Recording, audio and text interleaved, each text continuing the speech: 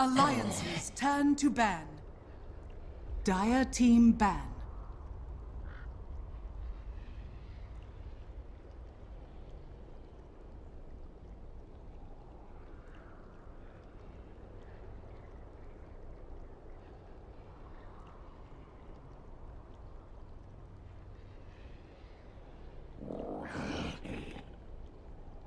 Alliances turn to ban.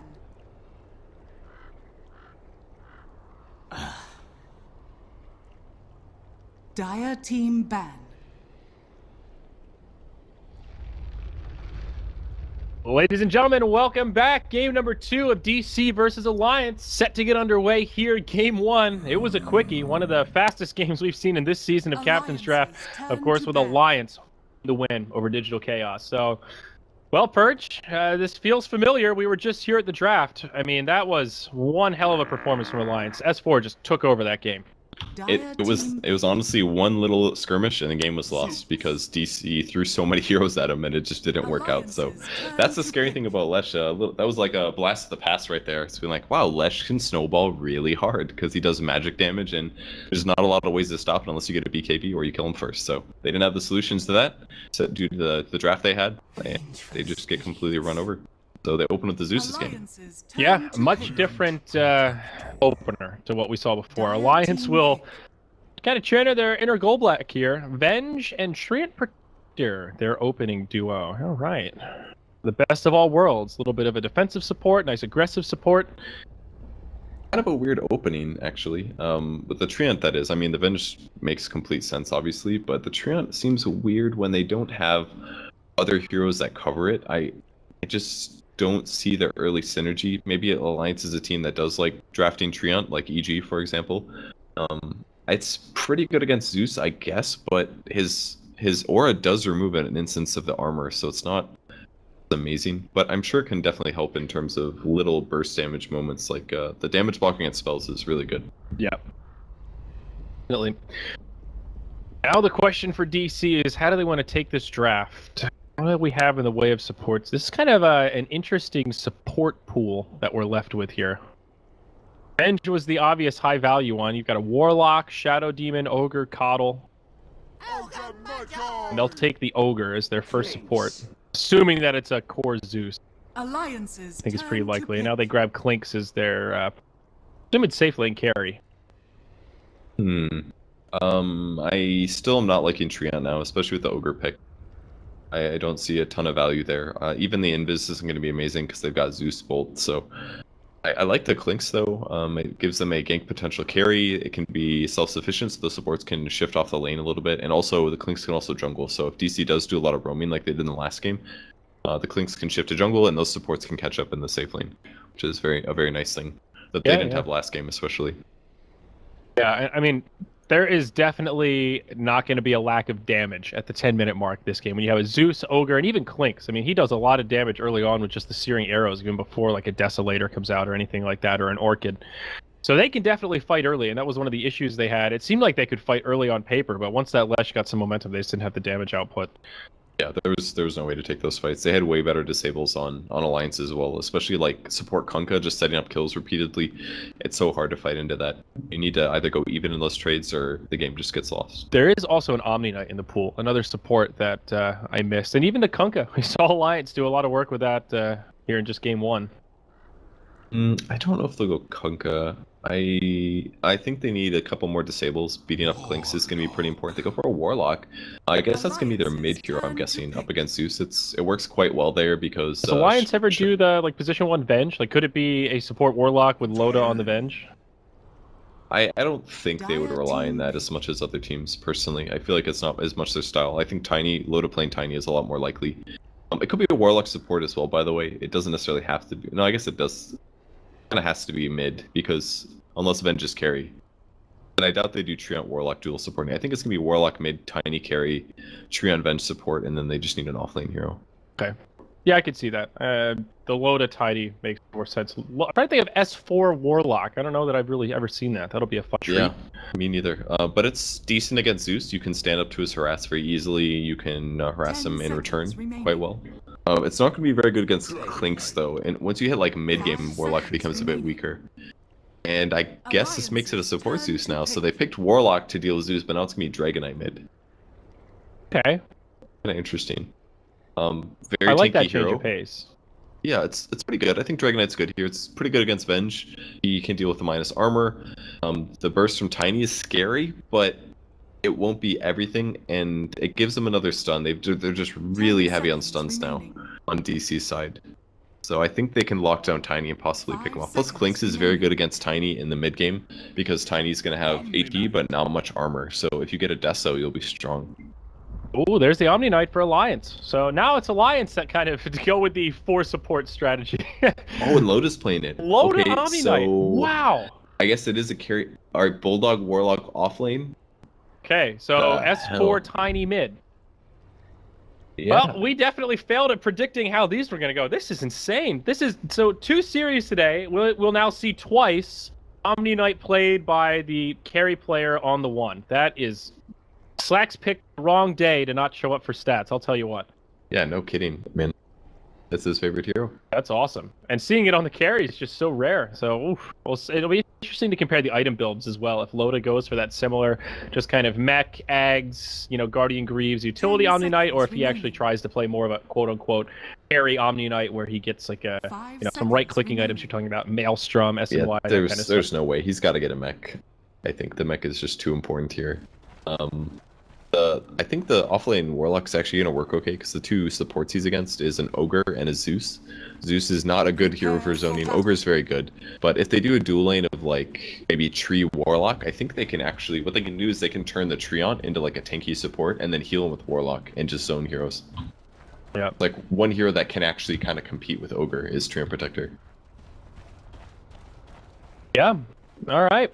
Well, I like these drafts. Hopefully it works out better for DC here in Game 2, so we just have a more even match on our hands. I can't imagine Alliance will be able to run over them quite so easily, though, with this lineup. I have high expectations for this Bulldog Warlock. I'm not going to lie. I want to see him make some plays. Well, it all comes down to Fatal Bonds, I guess, and not getting solo killed by Clinks endlessly in the late game, because got no disable, so any heavy gank hero in the late game, like a ganking carry, just absolutely eats Warlock alive. 30 seconds. Yeah, that's true. Whenever I think of Warlock, I think back to the TI4 qualifiers where I saw a game where Complexity won by doing a Warlock mid against Puck, and I think I was casting with Durka, and we were like, oh, this is really weird, and it just completely destroyed the Puck, because you can't phase shift the DOT damage, and he had no way to deal with it. And I guess it's sort of similar, like Warlock versus Zeus. He doesn't really have any way to deal with just the Shadow Word damage over time. Yeah, even Dragonite's going to have a little bit of trouble with it. Like, Dragon Blood helps a lot for health regen, but he's obviously not going to max it out over Breathe Fire, so be a bit limited there. Yeah. A little bit of lane shuffling going on. EGM, the Christmas tree. Gotta love this skin. This cosmetic, whatever it is. What is that? Technically a back piece, the shoulders. Yeah, I was just checking out. It's not like all commons and uncommons. Oh, he's going to find Pretty cool 1437.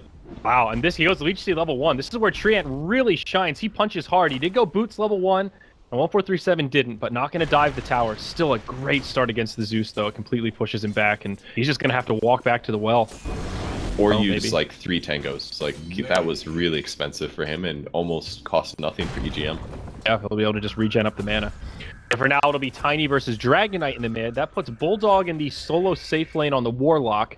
And then up top, it'll be a dual off lane. Loda on the farming Omni Knight here. And then, of course, the Venge picked up by Ake. This Venge set looks like PA. I keep looking at it and thinking Ake's playing PA. So if I miscall really that, correct me, because very... Yeah, God, it really does look a lot like PA. And she's so small, like, a lot of Venge items are kind of frilly and stuff, and it makes her model look bigger. Yeah, usually she has, like, wings, but here with the helmet and that little weapon, man, I'm just seeing Phantom Assassins. Solution, keeping these creeps off the tower. Cute little play there. EGM is just, he's dedicated. He wants this courier. They've taken it in the really far path back. Although, is he going to send it back the normal way? Nope, okay, cancels it. I need it all the way through Secret Shop. Yeah. Crazy. I don't really like, alive, though. Yeah, I don't really like this Warlock versus Clink matchup, though. I feel like this is actually, this is one hero that actually can outdamage this heal. But maybe Yawar won't be able to stand up to the harass himself. He'll have less regen, obviously, but having Syrian arrows, man, that helps you trade so much. Yeah. GM and AUI exchanging some blows here in the jungle. The two beefcakes just punching each other. Resolution will come over and he will grab himself the bounty rune. Warlock is still farming okay against the Clinks though. He's got 5 last hits. It's not too bad for Bulldog. Yeah, he's doing some pseudo-deny stuff as well. He just has to attack a little bit before Clinks is about to hit it, and the creeps might end up getting the kill. So it won't be a deny, but it'll prevent your opponent from getting a last hit, and that alone is pretty advantageous. Yeah, that would be an interesting metric to be able to bring up on the last hit tab. Like, missed last hits like out of the maximum potential, so you could see if somebody was really doing that. I feel like that's a mechanic that's often underlooked because there's no... And in a lot of cases, you don't see matchups where one person has a huge last hitting advantage over another. They just don't draft the heroes simply, so... Oh, Resolution mid. Almost dies to S4 with the double damage rune, but can't quite get it. The creep's getting his way. He does have a toss, though. Level 2, and it's not going to be enough damage. Bottled up enough here, he's going to be okay. Yep. But if he goes close to the creep wave, he dies. Like, an avalanche toss at this point is way too much to deal with. Yeah, now Resolution is just going to have to walk back. So it was pretty even mid, but now S4 is just starting to pull ahead. Alliance is surely just wrecking on the top lane, like a Avenge plus an Omni Knight versus an Earthshaker Zeus. Like, both Earthshaker and Zeus are very mana reliant here. They actually can't even just lane without mana. And it's basically 2 melee heroes versus a melee and a range with a stun. Like, they can't lane against this at all. Yeah, you see the difference on the last hit chart. Omni Knight 21 and 11, great score for him here. And Bulba and Zeus are both in trouble. I mean, looks like 1437's picked up some last hits just from using his Chain Lightning from afar. That's gotten him 6. Bulba was intended to be the core here, getting the farm, and it's just not happening. So there's going to be a smoke purchase for Ogre. We'll see what he uses this for. I think he needs to shift to the top lane to try to get kills there, but even doing that is going to be so hard. The only, like, super gankable hero on the map is either Treant or Avenge. I think, like, maybe a Warlock, but he's consistently under tower. Yeah, managed this lane really well. I feel like Bulldog has just been in low-risk positioning the entire game. He's level 5, getting great experience. Decent farm. He's gone stats heal as well, so he's extra tanky. I think that's the right build here for sure. And in this safe lane, he really just wants to survive and hit level 6 as quickly as possible. That's kind of the goal. Anything else you can do to delay farm from Yawar, all the better. And once he hits 6 and gets a TP, his ability to just TP top and take a team fight is going to be really strong. They're going to bump into the Ogre here. He hasn't burned his smoke yet, but EGM drops this Leech Seed, trying to block him out, but the Ogre finds some way to squeeze by there. Okay. Also, no mana. 45 mana to cast a Fire Blast. They kind of want to fight here, but it's a little hard. 1437 is only level 2. Like, he actually does nothing right now. He's just under-leveled. Yeah. Tiny level 5. Still not hitting super hard, but he can put out a decent amount of burst damage. Bulldog getting a little more aggressive in the bottom lane, though, pushing pretty far forward. They'll try and rotate behind him. They see this as an opportunity. AY on the Ogre. He does have boots, still has the smoke, but only level 2. And Bulldog will back up as he sees a few heroes missing off the map. They've also got a ward here, choke point at the river, so they see the rotation from 1437. And Bulldog will be just fine. Phase on Warlock is actually really good. He has a great animation, so all of a sudden he's hitting for 100 damage, and he makes up for this lack of stun that he has and this lack of mobility that he has. The phase pays off really hard here. Dire's top tower is under attack. They just can't get a kill. Like, as soon as Yawar hits 6, they can at least get some experience, but the supports on DC are just getting nothing. Meanwhile, up top, Loda just farming up a storm. He is really pulling ahead now. 41 CS compared to the 30 of Clinks. They are the top 2 farmers, and I think the more important takeaway is not as much how much is the Omni Knight getting, but how little is the Earthshaker getting. He is finding some experience, which is good. He's up to level 5 now, but Bulba can't even finish his Soul Ring. He doesn't have boots yet. He's almost got it because he does have a Ring of Basilius. That's going to be for Tranquil Soul Ring. So he's about 150 away, but Resolution might just die here. Yeah, Ake opens up, magic missile to get things started. Loda barely hits him with the heal. Now they're just going to body block him. Done from S4 connects. Loda using that 1 point in degen aura. Resolution is pretty tanky. Nice fissure breaks it up.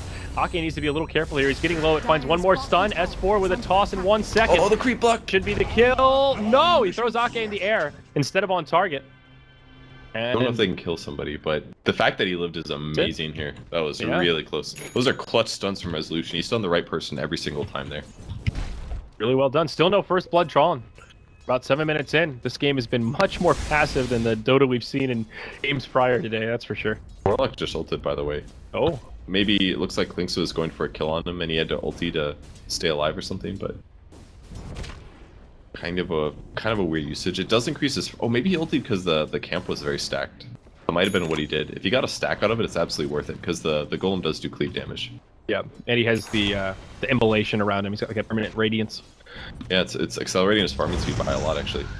Here we go. He pops the heal on himself, and Bulldog at level 7, 4 points in the Shadow Word. He is hard to bring down when it's a 1v1 scenario like that. AUI can tickle him, but very easily just heals through it and goes right back to laning.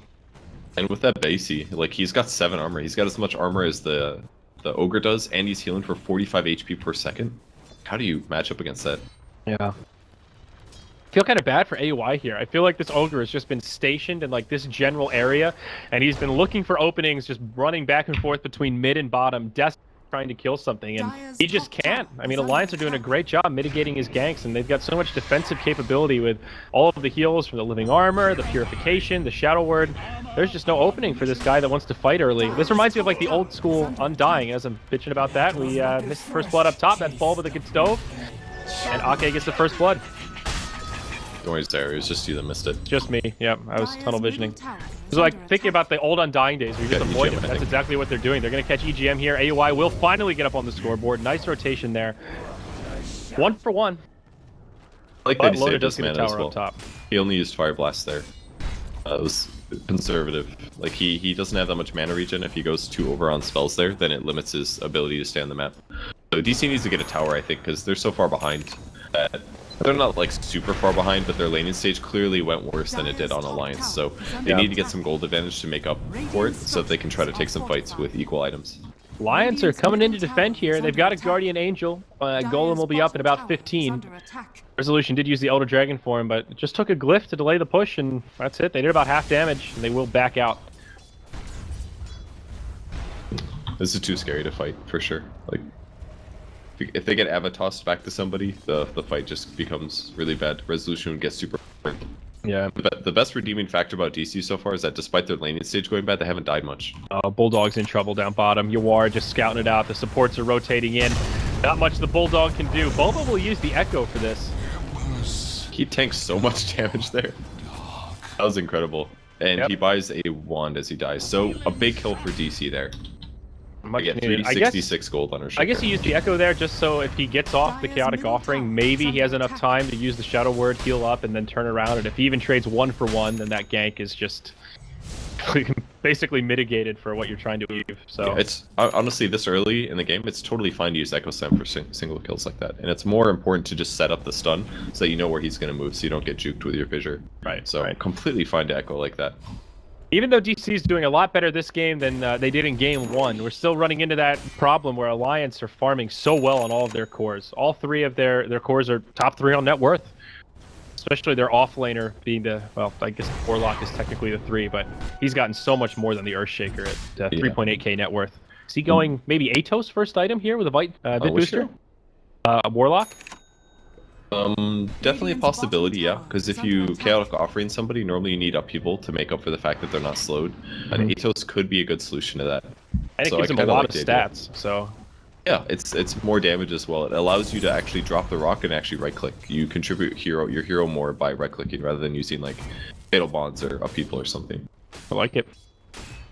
Before going for a standard build, just treads into drums. Possibly a Blink Dagger on the horizon for him, but could also just go right into the Aghanim's, depending on how active Alliance plan on being. EGM just moving around up top. He is level 5. Very standard build as well, 1-1-3. Just trying to leech to get to that overgrowth stage at this point, I think. Well, they're grouping up to push bottom. Loda also went drum. A bit of a poor planning for them, actually. They could have mech and drum.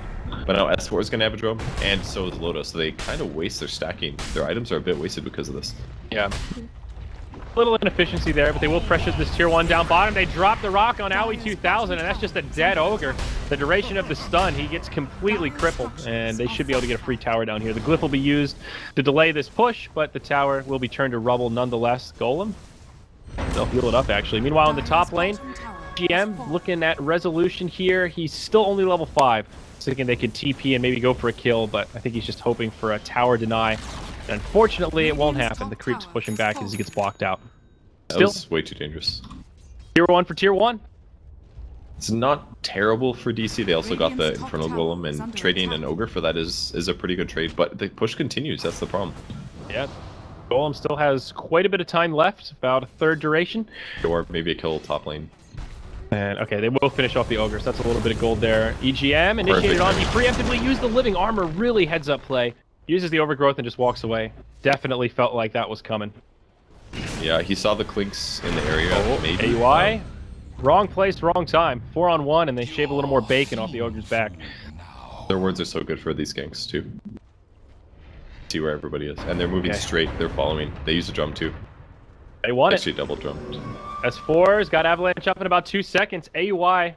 Pardon me, 1437. Still on brown boots. Very slow. It's just an easy kill. They set it up, and Oh, the that's rotation of spells.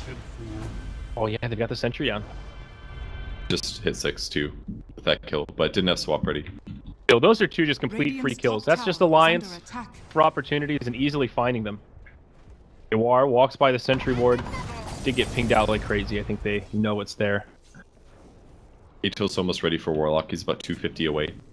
Ulti's got 50 seconds to go. And Alliance's 5-man push is just so much better than DC's right now. This ward does everything. They haven't even had to use a Guardian Angel yet. We'll see Resolution pop the Elder Dragon form. Goes in on the Bulldog, but after the stun comes out, he gets repelled. He will get healed up. Shadow Ward's there. Still a little while before his ult, but he's got upheaval. It's level 2, and it's doing some work. Will be interrupted, and everybody just backs out. Armor of Omniscience was used, so GA is on cooldown. Small victory there for DC. Their damage is just not there yet at all. Like, they actually can't fight this just yet. But at least they zoned Alliance back. They can't give them free towers, so it's been good that they did do this. And they get the D ward. Nice play by 1437. What do you think about this from Yawar? He's got Blade of Alacrity, probably a first item defusal, if I had to guess. Yeah, most likely. He can defuse a blade just to slow people. It's even though it doesn't do as much damage as something like a Deso, it still can be very useful. It's also very good against living armor, really, because whenever it hits somebody, it's going to break off 2 living armors, one for the defusal blade and one for the right click. Oh yeah. We'll see how it works out. Still a little ways off, but definitely makes sense against an Omni Knight. There's the Atos on the Warlock, and lo and behold, the Chaotic Offering is available. You'll see Alliance group up is 3 in the mid lane. Split pushing for now with EGM up top, getting some solo XP. He's gone for the Iron Talon also. Loda, he's just going to go Force Staff now, it looks like. Interesting item choice. Meanwhile, back in the mid lane, double damage rune on S4. Glyph has been used. He'll take the Shadow Word for the heal. Oh, Ake, he swaps, saves his friend. They will commit the offering for this, though. Fatal Bonds come out. Bulba taking a lot of damage in the front line. The toss forward finishes off 1437. They also get the kill on the Earthshaker. It's a 1-for-2, just the support bench. Nice swap to keep S4 alive. Sacrificial Lamb for Team Alliance. AUI ran back in, though. He's going to get sandwiched here. Loda with the Degen Aura, slowing him down for S4 to close the gap. They're going to club him down. EGM with a Leech Seed for good measure. It'll end as a double kill for S4. Make it 3 for 1. They get a tower out of it, and the pushing's not done yet. They're going to continue on and put some damage into this tier 2 mid, though it's still early on. Respawn timers are short. AC could still find a fight yet. Maybe Dragon Knight's got 2,500 gold here. I don't know what they're going to buy. Maybe it's something even like a drum could be really useful for them in the early game, but he might just have to just BKB rush. That way he can actually focus on DPSing in team fights. Not that his damage is going to be good for a long time, but just staying alive and casting dual breathe fire like 2 or 3 times can make a big difference. Yeah. I think that fight could have gone even better for Alliance if Bulldog didn't hesitate with his ult. With that swap, definitely. He kind of waited a second, thinking he might just disengage, and if he had just committed it, Ake would have at least had a chance to live. But obviously still a really good fight for Alliance. Bulba uses the fissure, kind of misses, but it does juke on from S4. He gets healed up right away, gets the repel. Now swap from Ake on the Yawar. They've got it dusted. This place is in big trouble. GA comes out. That buys time for Ake. He'll get healed up even more. 1437 out of mana. Can't finish him off, and he'll just get clubbed down by the Tiny. Fissure not going to do enough to break up this fight. They want Resolution still. Blink forward from S4. He's got the Avalanche. Stun combo to boot. Tosses him back. Gets a 3 for DC, losing more momentum around the map, and tier 2 in the mid be in some trouble. Looks creep equilibrium is in their favor, but still a 3 for 0. Starting to feel more reminiscent of what happened in Game 1, Purge. Yeah, this is looking a lot like Game 1. Alliance just picked 5 heroes that are really good at fighting at the start of the game, and DC has 2 to 3 heroes that just aren't ready to fight yet, one of which is Zeus, and the Earthshaker's okay, but as an offlaner, he gives less value. Ogre Magi in some trouble. He's locked in the tree line. It's a 3-on-1, and they are going to bring down the Ogre once more. AUI 0-4-2. Poor guy wanted to fight early on, and Alliance is finally ready to fight, but now he's the one that's not so eager. It's tough stuff. Resolution just respawned. The hunting continues. Relentless from Alliance as they jump right onto Resolution. Upheaval comes out. S4 will try to commit a little bit further, but he sees all the team of DC, and they will not get the kill, but they will send Resolution right back from whence he came. He's going to have to head back to the well, I think. Maybe not. Man, this is not good for DC. They just can't take team fights early. Their damage is really weak against the core Omni Knight as well. He pops Guardian Angel, and there's nothing they can do in the fights anymore. Yeah. Just have to back. They need to get pickoffs, and it's very hard for them to do that until they get a Blink Dagger on Earthshaker, because the only way they can initiate is either Ogre Stun, Diffusor, or Dragonite. It's not looking good. I think Dragonite needs like a Blink Dagger or something to initiate, because right now DC is just constantly at the beck and call of how Alliance wants to engage. I mean, he's going for the BKB, and you can't fault him for that. He's got the Ogre Club. The extra bit of strength does give him some more survivability. But you're right. They need somebody who can get in the front line and actually be the initiator and, you know, take the fight on their own terms. It feels like every fight in this game has been DC reacting to Alliance for the most part. Every is hyperbolic, but it's Alliance that are the aggressors here, and DC are just playing their game, and they need to find a way to get the Alliance out of their comfort zone a little bit. Roche is up. S4 and Loda walk into the pit. Like Alliance has some more support coming, and they're just going to go right for Roche. But two huge items for DC as they decide to do this. Bulba gets the Blink Dagger on Earthshaker, and the Diffusal is completed on Clinks. You are also level 11, so that packed a little more powerful. They were set up to take the Roche fight right now. I could see DC coming back, but it looks very much like Roche is going to fall to Alliance. But despite those big items being picked up, they're just a little bit too slow here, and it's going to change the game in a lot of ways. I think it's going to be very hard for them to fight into Aegis, even though they do have these items picked up. They have to kill Omni Knight first, pretty much, but it's so hard. There's Swap, there's Inferno Golem. Plus he has a Force Staff, too. Yeah, and S4 could just blink, initiate on whoever's hitting them on the backline, like Zeus or something. He could just one-shot Zeus, basically. Yeah. It's really scary at this point. The gem is well secured in the hands of Omni Knight, who also is level 11, so that's another second here on... Oh, actually, he didn't put the point in Guardian Angel. Oh, there it is. Oh, God. Skilled it up right. They looked at it. So an extra second of physical immunity. So bad as they look for this tier 2 mid. Should be an easy tower kill for Alliance. Right now, DC are kind of grouped up about the top. They're not even hitting the tower yet. They're just going to have to hand this one over. They're hoping for a counter gank, basically, that Ogre will get ganked again, and they'll be able to turn it around. And they've got to go back now and fight. Yeah, I mean, with an Aegis, Alliance can look to poke at high ground here. Blink Dagger on Tiny. If they can just catch one, a 4v5 makes this pretty easy. He's got the free BKB from the Repel. It is only level 2. He went for that third point in Degen Aura, but still enough to let S4 feel pretty confident moving up to the high ground like that. They'll chip at the tower. More importantly, Alliance force all of DC to TP back to their base, and now that they know where they are, they'll just start to spread and continue farming. And Resolution uses ult, and they saw that, so they may just go take easier tactical things for about 60 seconds, and once that Dragonite ult's down, they're going to go high ground, because now they know the enemy mid-hero is only going to be able to do like melee range stuns and breathe fires. I think DC is just... They look kind of screwed right now, man. They're going to get this tier 2 most likely. Yeah, it hurts. Ogre, there you go. Bloodlust on the tower. It's a little something. More it helps a lot, but it's not everything. Yeah. Just one of those changes that still feels kind of like, oh yeah, Ogre can do that. Sentry Ward comes down from the Dire. Get a little intel around the side, but S4, he just goes in. Pops the Zeus right away. Now the Rock to follow up. S4 takes heavy damage, but they've got plenty of follow-up. Talking about follow-up, there's the Blink Echo from Bulba. Connects on 4, but S4 is still alive. GA is used, and all that time he still had the Aegis. They use everything for just an Aegis GA. They'll swap Bulba.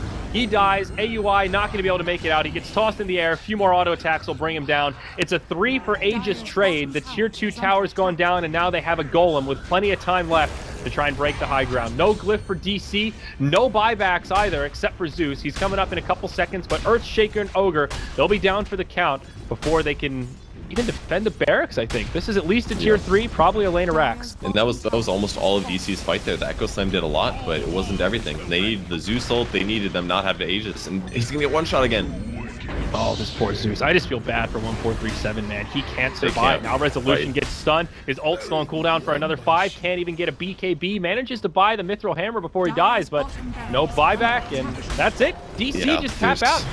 There's no way they could win the fight at this point. Like, the Rod of Atos, if any hero comes up, he gets slowed for, what, 6 seconds or 4 seconds by 60%? Like, all of their cores are completely countered by the Atos. The Zeus is completely countered by the Tiny. There's no way that they could win at that stage. They just got way too much advantage on Alliance, and I think that's why they picked heroes like Tree and Protector. They're like, we're just gonna pick early game heroes because we're playing Captain's Draft. There isn't gonna be a lot of synergy in these drafts. We just want to make sure our lanes are good and that we're gonna transition into killing you and taking early fights and just ending the game. Yeah. So DC just had to, and I think DC was maybe too forced on the counter, or focused on the counter picking, right? They had Zeus early.